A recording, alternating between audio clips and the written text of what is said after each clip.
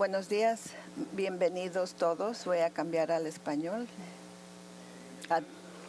Welcome everyone. De la Conferencia Internacional de Trauma es tratar de ofrecer la mejor información posible sobre el cuidado del trauma y hacerla accesible a todos los proveedores de salud que ven este tipo de pacientes a través de todo el hemisferio del oeste. Nuestra junta directiva está conformada por el doctor David Notrica, que lo tienen aquí, al doctor Chad Ball, que de Canadá, al doctor Esteban Foyanini de Bolivia, que no se encuentra en este momento, doctor Peter Ree de Estados Unidos, Neil Perry de Canadá, doctor Chris Albino, que es nuestro director en tecnología, y un servidor de México. Este año tenemos, en nuestro primer año de la Conferencia Internacional de Trauma, tenemos aproximadamente 55 hospitales que van a estar conectados a través de Internet para todo el evento, 211 personas de forma individual que se van a conectar también a Internet para ver el evento y aproximadamente 127 personas que van a estar aquí en San Diego. Entonces, de tal forma que estamos esperando un promedio entre 1,800 a 2,100 personas observando este evento, y esto es algo global.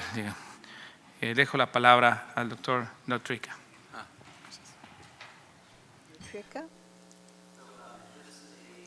Bueno, esta es una conferencia, a veces estamos transmitiendo en vivo en inglés y en español. Todas las diapositivas se han traducido, así que verán la diapositiva en el idioma que les es más familiar.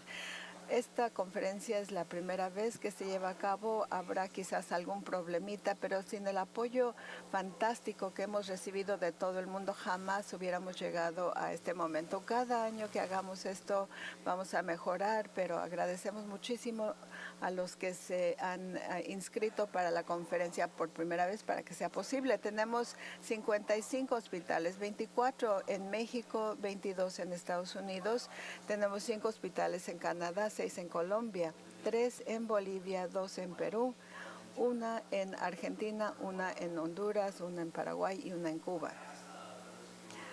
Para aquellos de ustedes que están observando desde su hospital, les pido que nos manden un selfie, una foto de los que estén viendo desde el hospital para compartirlo con los demás el viernes. También pueden tuitear usando hashtag TraumaCon 2016 y pueden seguirnos en Trauma_conferencia en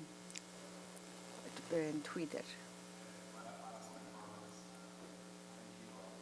Gracias a todos por venir. Creo que esta conferencia verdaderamente resalta lo que la colaboración interactiva puede darnos entre los jóvenes.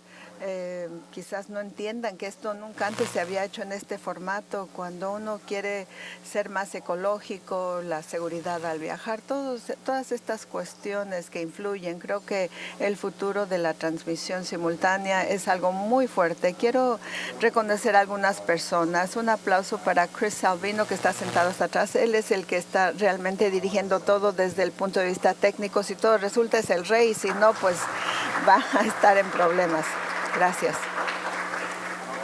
También quiero reconocer al personal de TCI. Como en cualquier otra conferencia, nada puede funcionar sin ellos. Carolyn, Tammy, Summer y Ray. Muchas gracias a ellos.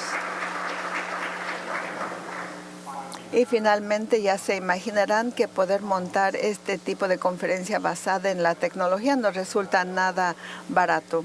Y por eso agradecemos a nuestros patrocinadores. Voy a leer los nombres. Les agradecemos desde el fondo de nuestro corazón. Z-Medica, LifeCell, Medtronic, Zoll, CryoTime, Innovative Trauma Care,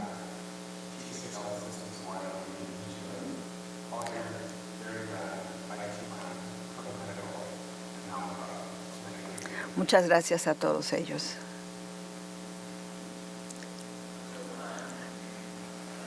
Gracias, Jeff. Bueno, no te alejes demasiado. Ahora para mí es un placer presentar a dos de los jefes de cirugía, el doctor Feliciano y el doctor Ken Maddox.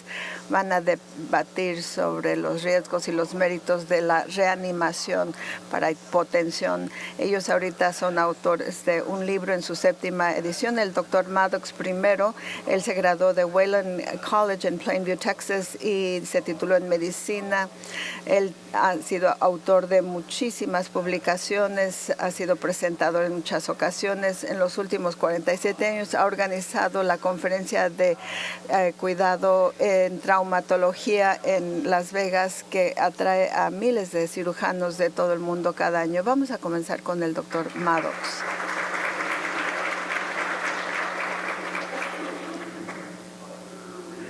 Dr. Reed, Dr. Nicotra y demás personal, los felicito muchísimo por lanzar un nuevo abordaje para la comunicación y para la educación. Todos lo podemos aprovechar, sobre todo los políticos, a ambos lados, de ambos partidos en nuestro país, pero bueno, eso es más allá de el contenido de la conferencia. Tengo algo que revelar al comenzar. ¿Y cómo puedo comenzar con mi presentación, mis diapositivas? Hay un botón ahí. Muy bien. Tengo algo que revelar antes de iniciar. Yo tengo una conferencia que compite con esta en Las Vegas, así que quiero que lo sepan. Al comenzar,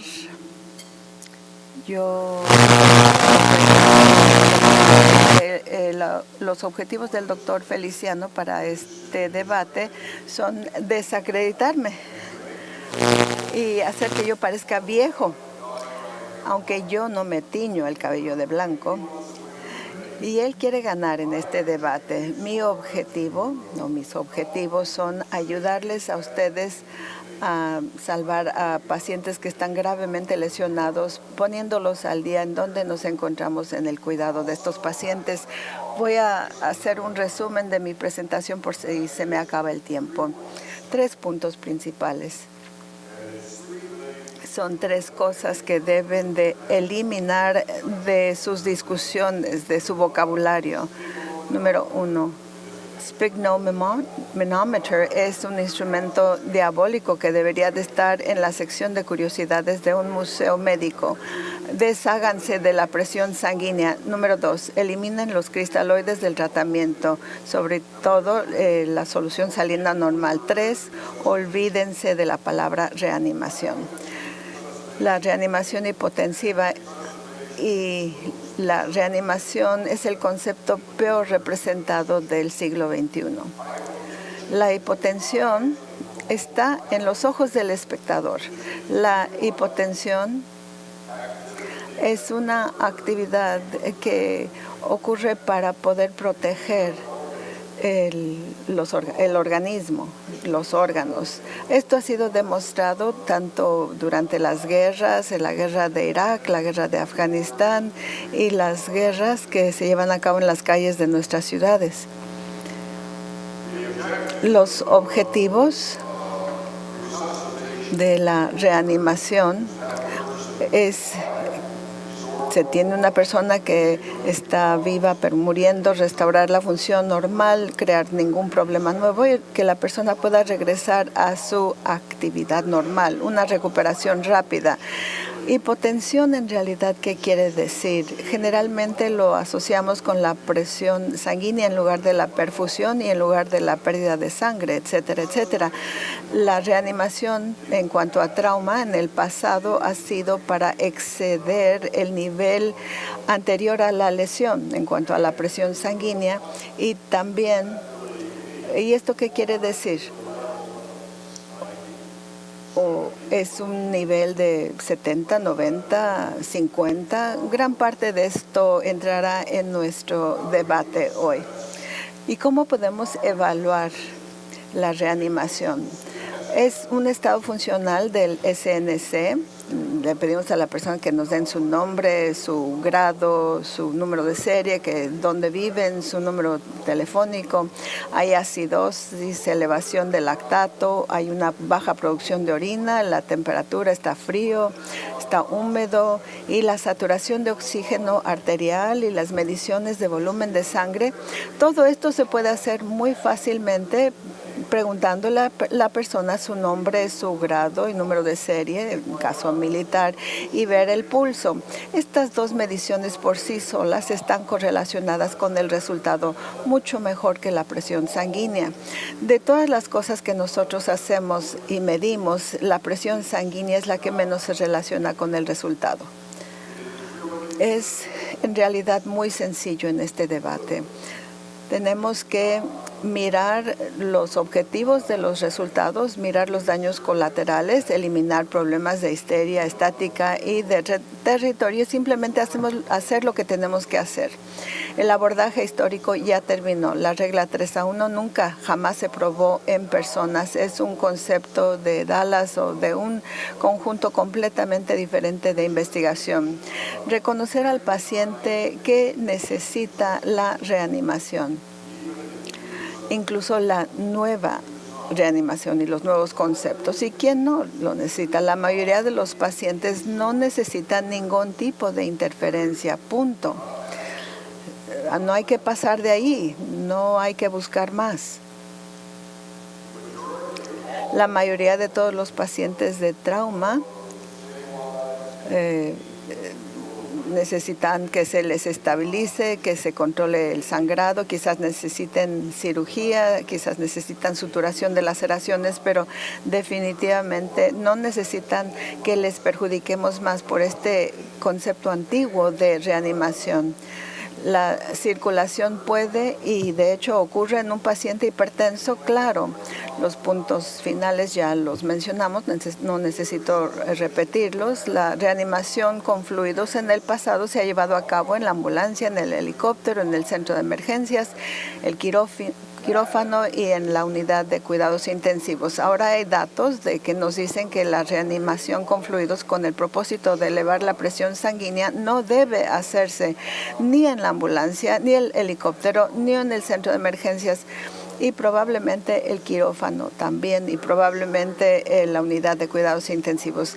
Hay estudios históricos que apoyan esto, que se remontan a los 60s. Hipotensión permisiva se daba en ese tiempo. Con la experiencia de Vietnam comenzamos a sobrecargar al paciente con fluidos y todo ese nuevo conjunto de problemas que se presentaron como resultado de esa actividad es algo que se documentó muy claramente. Todo el mundo reconoce la gran bomba del 1994 que se dio con el primer estudio en gran nivel en cuanto a restricción de líquidos en hemorragia no controlada, esto en Houston, Texas. Y yo no voy a repetir todos esos datos en este momento. Hay evaluaciones novedosas que nos dicen que hay que mantener las cosas sencillas, hay que abandonar el uso del esfigmomanómetro. Muchas unidades en Irak y en Afganistán no llevaban este aparato con ellos. El estado mental y la presencia de pulso son suficientes, punto. Pero sigue la pregunta.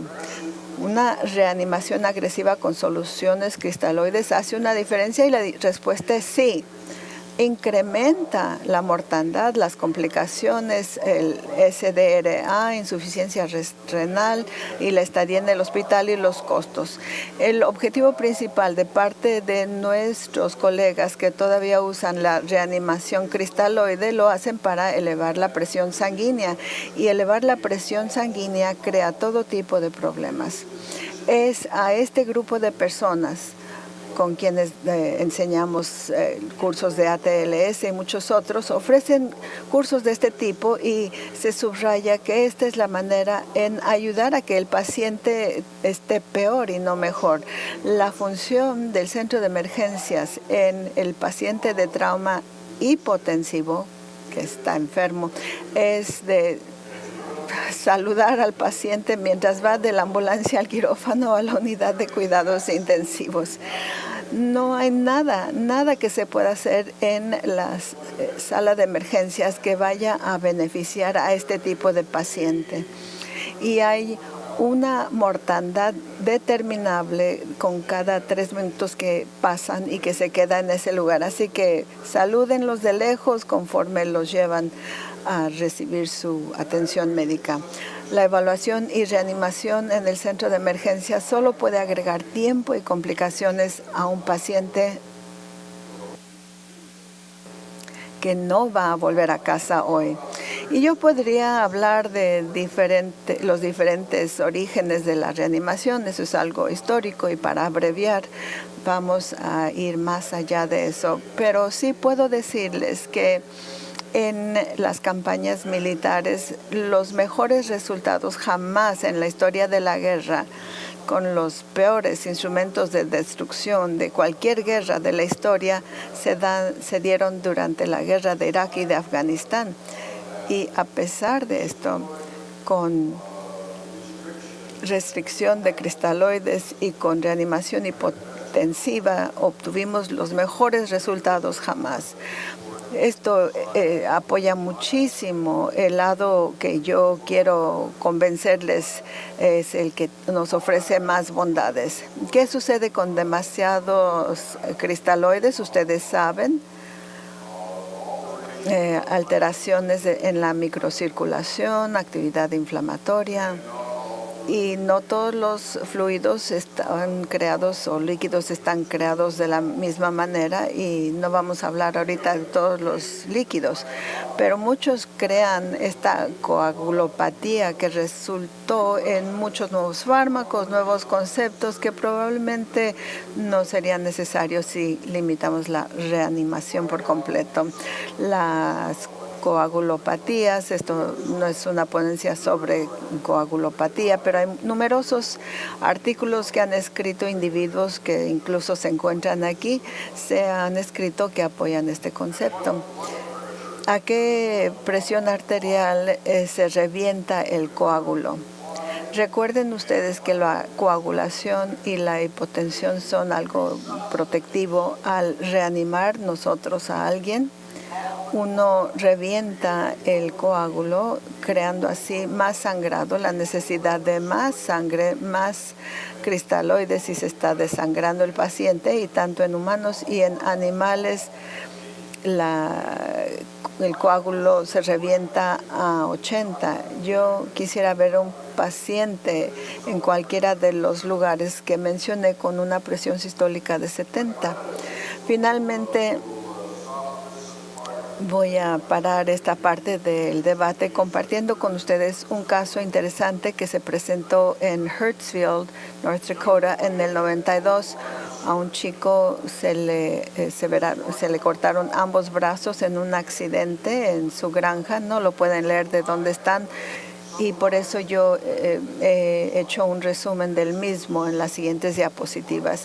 Este es un chico muy sencillo de una granja, perdió ambos brazos, caminó en la nieve, abrió la puerta con la boca, recogió un lápiz con sus dientes, marcó él solo el teléfono para que vinieran a ayudarle y sobrevivió. Él tenía una hermana, una chica muy sencilla de granja, no tenía grado de doctor ni en ningún estudio. Ella no participa en conferencias de reanimación internacionales, pero ella dijo, él no se desangró porque estaba en estado de shock. ¿Cómo es posible que una chica sencilla que vive en una granja sea más coherente en su manera de pensar que un profesor de cirugía que ha estado en cirugía, que ha estado en Houston, en Mayo, en Nueva York, en Atlanta, y ahora va a debatir ante este grupo internacional de expertos en trauma? Ella quería mantenerlo en estado de shock, y mi oponente quiere decirles que la reanimación es buena. Bueno, los dejo con esta cita de Maquiavelo en El Príncipe. No hay nada más difícil de lo que uno puede hacerse a cargo, ni peligroso de realizar, ni más incierto en su éxito que tomar la iniciativa en la introducción de un nuevo orden de cosas, una nueva manera de iniciar una conferencia, ¿verdad? Porque el innovador tiene por enemigos a todos los que lo han hecho bien bajo lo viejo y tibios defensores en lo que podrían hacerlo bien bajo lo nuevo. Gracias por permitirles presentarles este lado del argumento.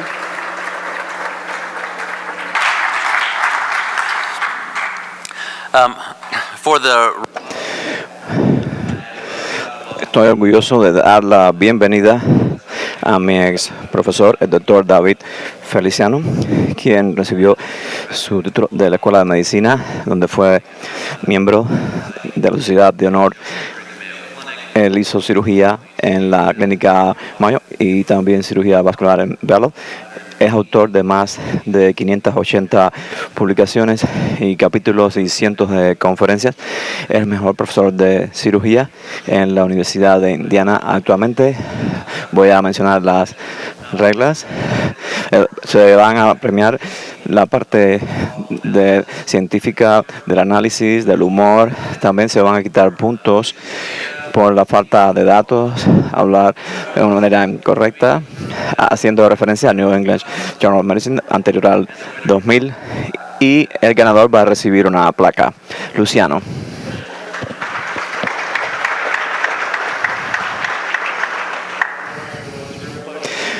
Es un placer estar aquí.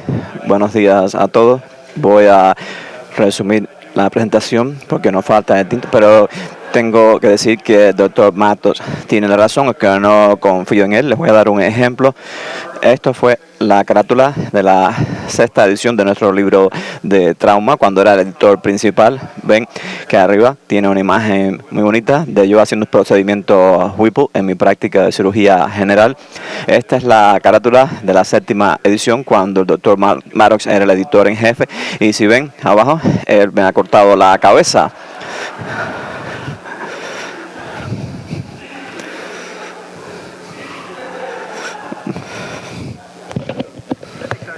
Creo que el doctor Maddox se le olvidó una cosa.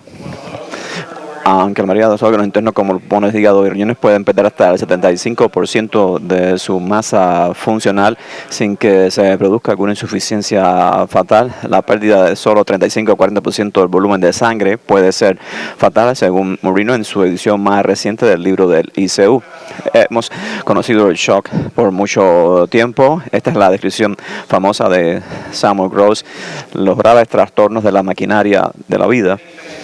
Muchos famosos como Ken lo mencionan y han escrito libros sobre el shock. Este es el de Walter Cannon, que vamos a ver en un minuto.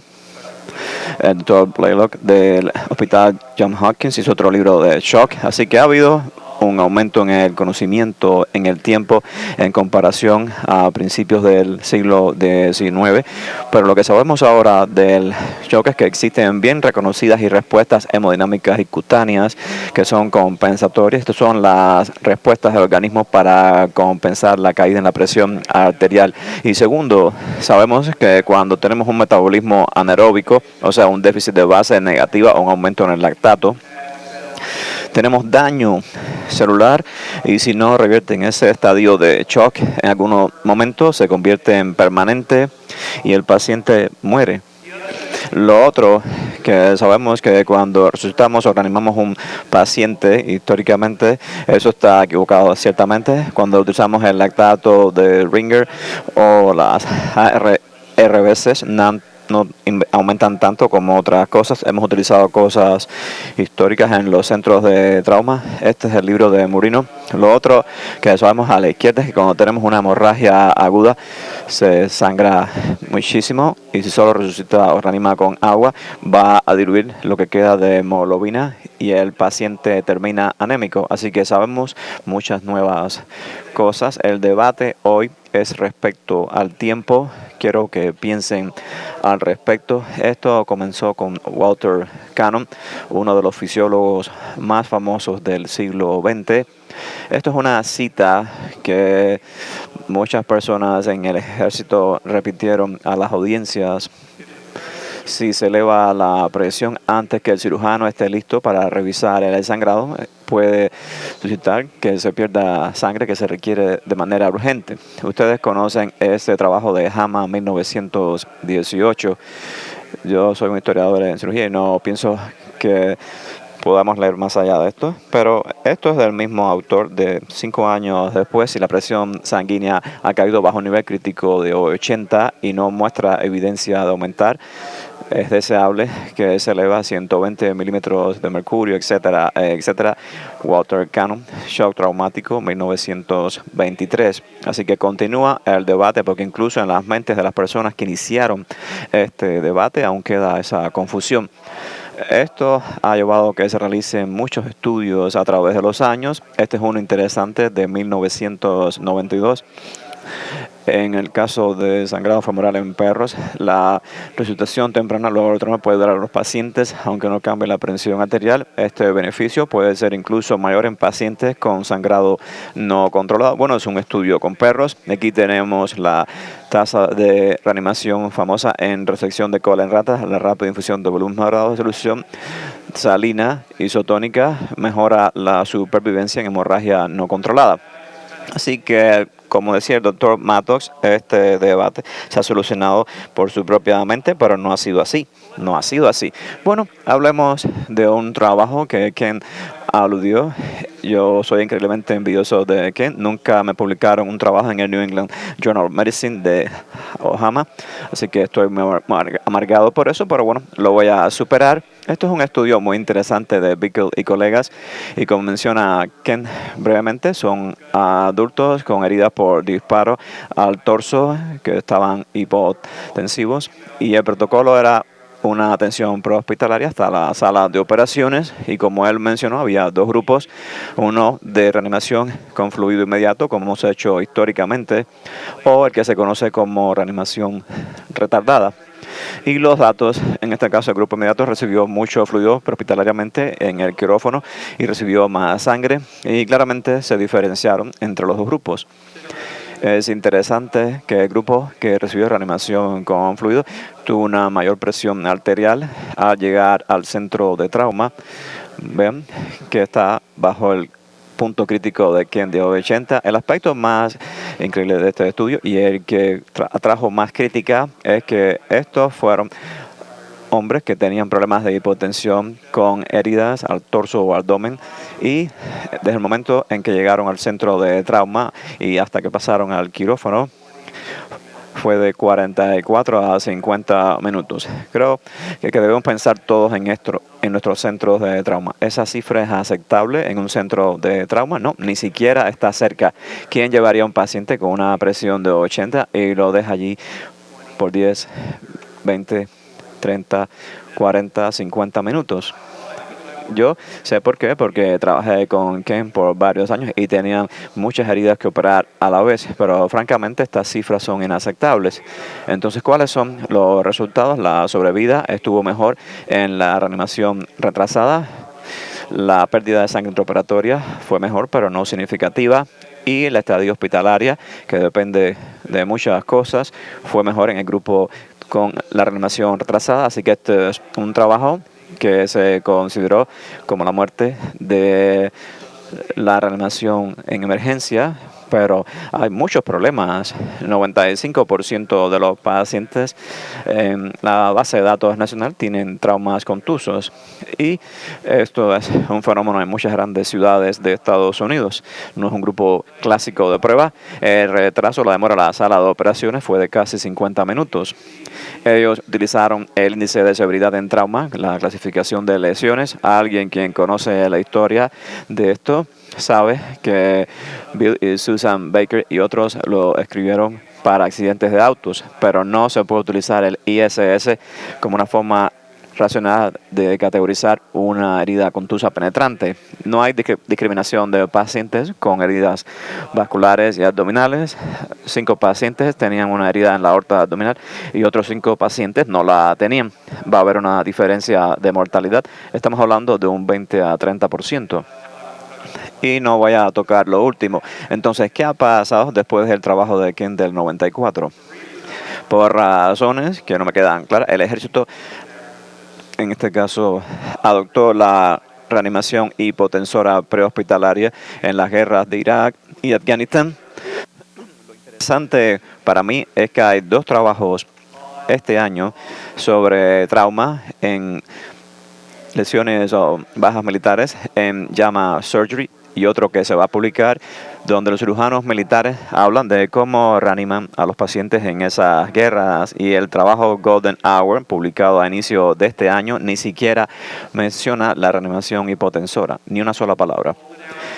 El Golden Hour presentado recientemente tiene datos muy increíbles, interesantes, de personas con heridas graves que sin importar el tipo de reanimación iban a morir de todas formas.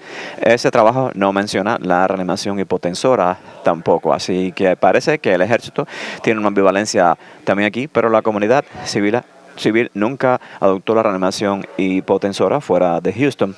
Aquí tenemos un estudio de Shock Trauma, el centro de trauma más prominente de Estados Unidos, en bajas civiles con la valoración de la terapia inicial de fluidos a una presión arterial sistólica menor que la normal durante una hemorragia activa.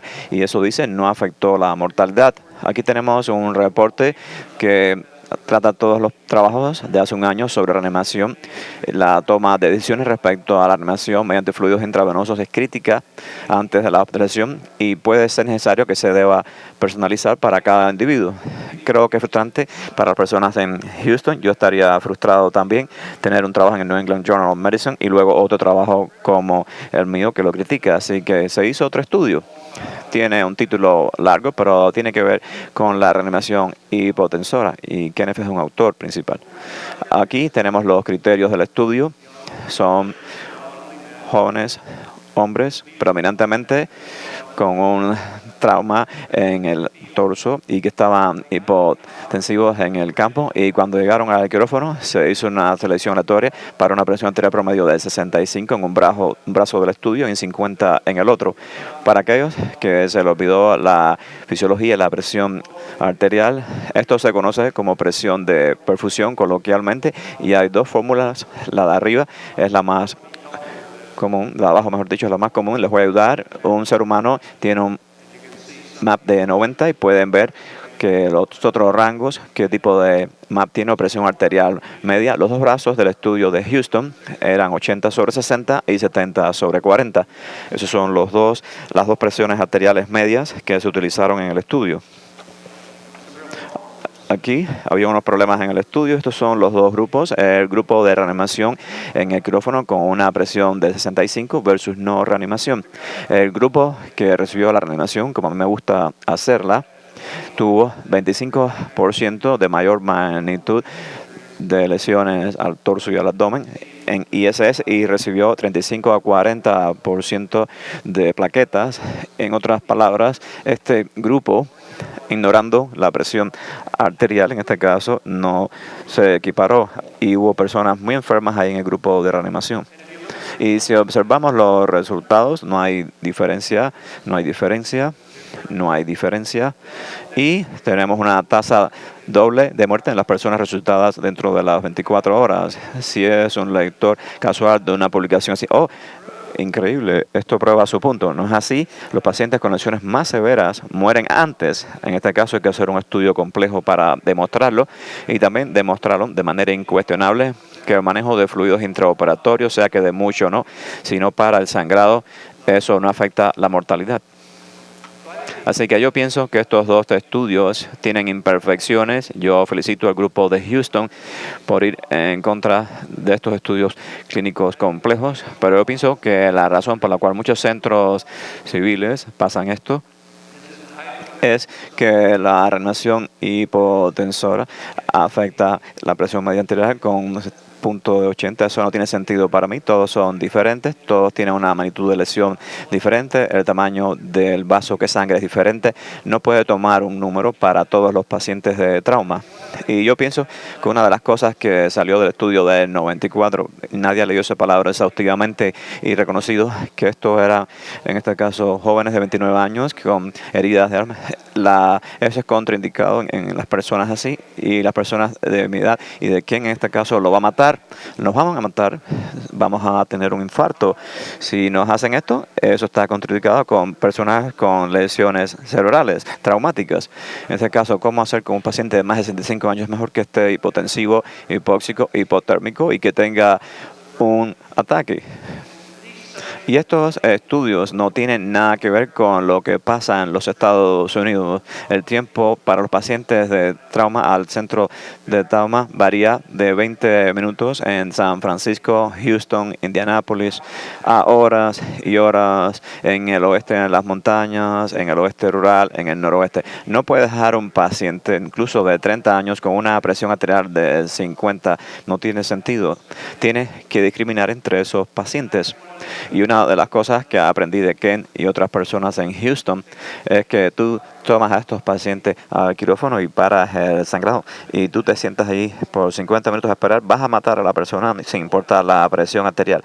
Todo tiene que ver con el control de la fuente. Cuando era jefe de cirugía, el primer memo que envié fue: hay un límite de 10 minutos en la sala de emergencia para cada paciente de trauma hipotensor con una lesión en el torso, el cuello, el abdomen o una extremidad.